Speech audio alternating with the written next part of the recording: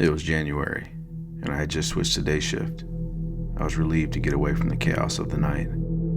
I was getting used to my new routine. Breakfast at the station, coffee that was a bit too bitter, and stale pastries in the break room. But one morning after shift briefing, dispatch sent me to a welfare check at a residence on the north side of town. A mother called in, worried about her son. She said he was on narcotics and hallucinating. As I pulled up to the house, I noticed the faded paint and overgrown weeds. It looked neglected, like it hadn't been cleaned in years. The windows were dirty, and the curtains hung crooked, casting dark shadows inside the residence.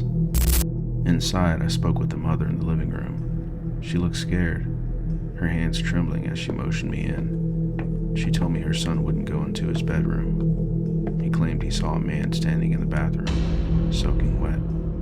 I could hear water dripping in the background, like a slow heartbeat against the silence.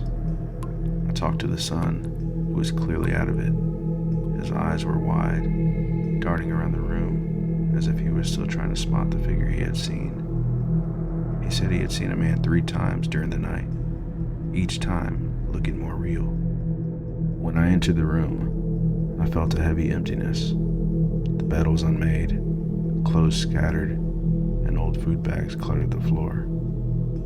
I walked to the bathroom and opened the door. The floor was wet, droplets sliding down the tiles, but there was no one there. The mirror was fogged up, even though the window was closed, and a chill ran through me as I stepped inside. As I stood in the doorway, the hairs on my neck stood up, and suddenly, the dripping stopped. The silence was heavy, pressing down on me. I took a deep breath, trying to shake off the unease that wrapped around me. I returned to the mother and told her the bathroom was empty, but unease settled in my stomach.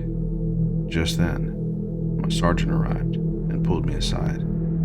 He had a distant look in his eyes, as if he was recalling something that bothered him. He told me that when he had first started with the department, this property was a rental, and he had responded to a call in that same bathroom.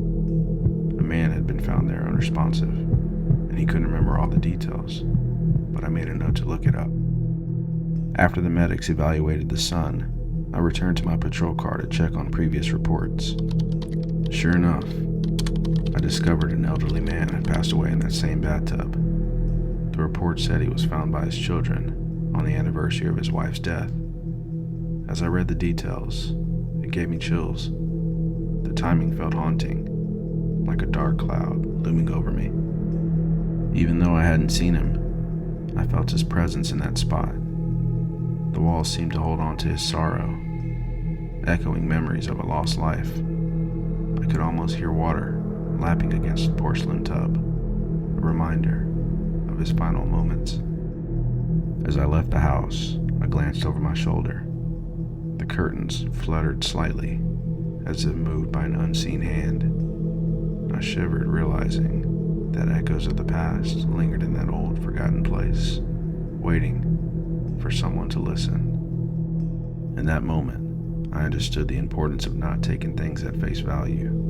That boy had witnessed something in his room, something real, that had left a mark on that house.